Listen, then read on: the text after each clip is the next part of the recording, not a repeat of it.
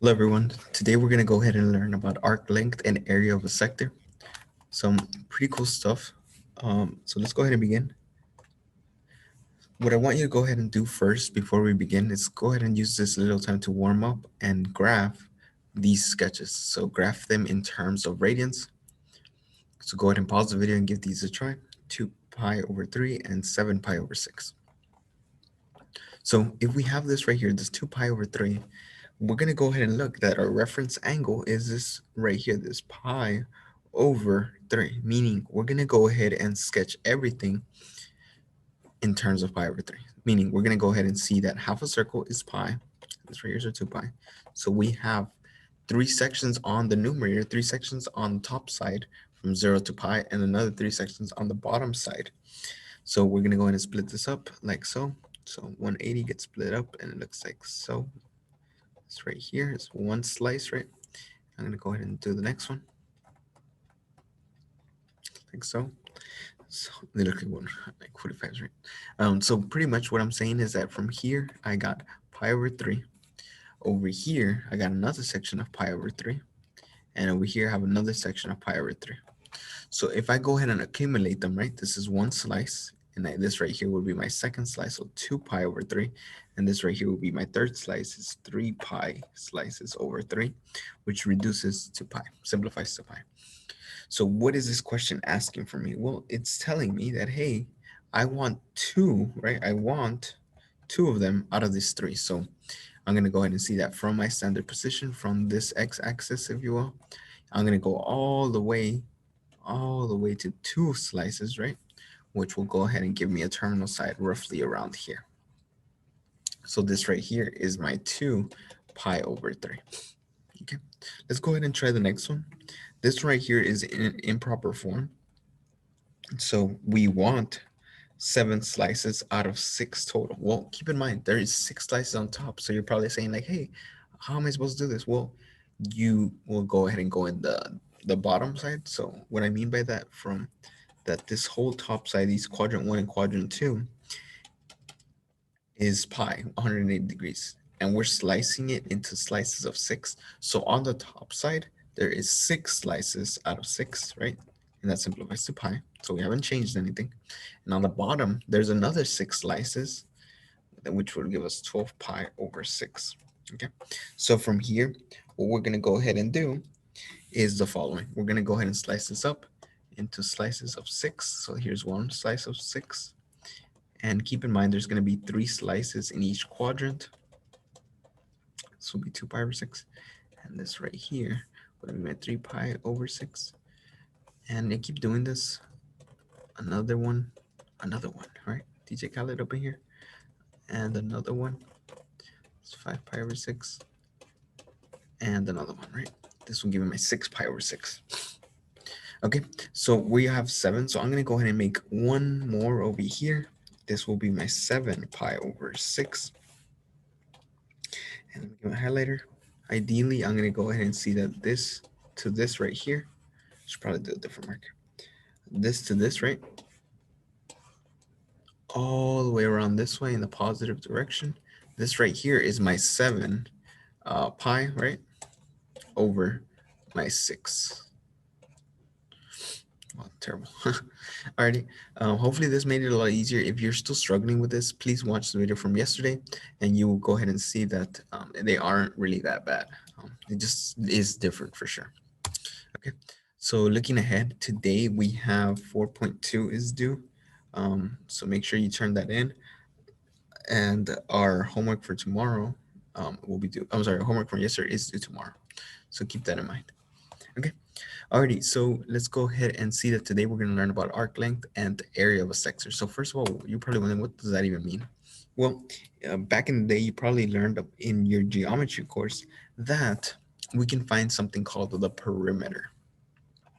So I want you to go ahead and think about it. How can you find the perimeter of this rectangle? So pause the video, give it a try. So you were able to see that the perimeter here was pretty much like you trying to like make a fence around this rectangle, right? That's what the perimeter is. You add up all the sides, so the 10 plus the 20 plus the 10 plus the 20. And you're going to go ahead and see that that's the perimeter, the sum. How about the area? How do we find the area?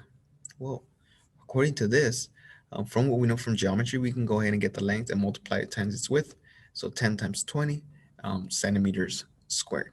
Okay, so the area and is all that white region that I'm trying to cover with green, right? So pretty bad I'm doing this, but um, this right here, I'm seeing that the area is pretty much all the shaded, and honestly, it's not that good. So that's what I want you to know. So far that wasn't that bad. Well, I want you to think about, can we find the perimeter of a circle? So similarly, you've seen this in your, I want to say your geometry course, if not algebra 2. That is called the circumference, okay? So for the circumference, we were going to go ahead and do this formula, and you're probably thinking, so I know everything there is to know about this lesson. Well, unfortunately, there's still some stuff to learn. And what I mean today is that I'm going to go ahead and find just a portion of the perimeter, so just a little bit of the perimeter, not the complete circle. So the circumference won't help me here. Okay. The next thing we're gonna go ahead and learn is find the area of that sector. Okay. So this right here, let me go ahead and show you. This red section that I'm filling in the white is my the area of the sector. So that's what we're learning today, and that's what we hope to learn. Okay, one thing that is very important for this lesson, and that is that you guys are doing your converting. So this will most likely only work, well, this only works in radians. So make sure you have this written down. If not, pause the video, write this down, and this should help you for today's lesson. Again, if you need more help on converting from degrees to radians or radians to degree, I made a video just dedicated to that as well. Okay, so let's go ahead and begin. So as I mentioned, we're looking for arc length, which is denoted as this S. So arc length is this right here, this distance right here. Oops, totally missed that. This is arc length, S. So the way we find this is that we need an angle. Then the angle must be in radians, meaning it has that pi right there. And there needs to be a radius. So as long as you have two of these items, you can find the third one. Okay, so r is the radius, s is the length of the arc, and theta will be the angle that's provided to you. That if it's in degrees, you convert it to radians, but it only works with radians. And honestly, that's the only hard thing about this converting. Okay, so let's go ahead and begin. So I'm gonna go ahead and hide my panels so I can have more space. So I'll do the first one, and then you can go ahead and pause so you can do the second one on your own.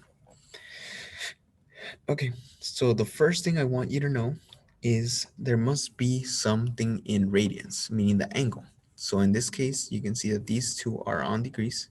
So these are going to have to get our degrees, will have to get converted into our radians. Okay, how do we do that? Well, we just saw in our notes that it must be multiplied over 180, sorry, pi over 180. So let's do that first. I'm going to change my degree into my radian, and I get to see that I have 90, and this one is a very common one, 90 degrees. What is that in radians? So if, hopefully by now you know that this is pi over 2, but if you do not a problem, but after a while you just memorize them. So this right here is 90 over 180, which is pi over 2. Okay, so that is my theta. So if I was to rewrite this question, radius is 80 inches and my theta is equal to pi over 2. This is the exact same information as what they just gave me. So all we have to do now is substitute into our formula S equals r theta. So it's going to be the arc length is equal to 80 inches times my angle, which is pi over 2. I'm going to go ahead and put the units all the way to the outside so they don't mess with me. So it's going to be 80 pi divided by 2 is 40 pi, and then we set the inches are the units. And that makes sense, right? If we're measuring something with, like just along one edge, that is just in 1 units, right? So that makes sense. Okay, so let's go ahead and pause right now and go ahead and try the next one. Okay, so from here, you did the same thing, right? You converted this degree into some sort of radian.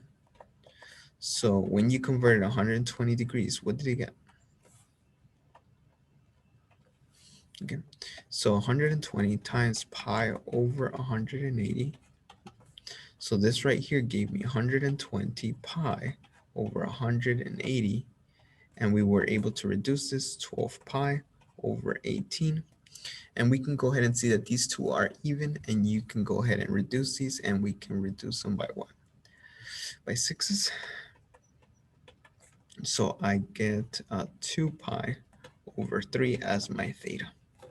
Okay, from here, all I have to do now is substitute. So my S is equal to R times theta, and we get to see that this right here is going to be my theta. I'm sorry, my R, my radius is 20 feet times my angle, which is 2 pi over 3. So this right here will give me 40 pi feet, all of that divided by 3 as my solution. Awesome.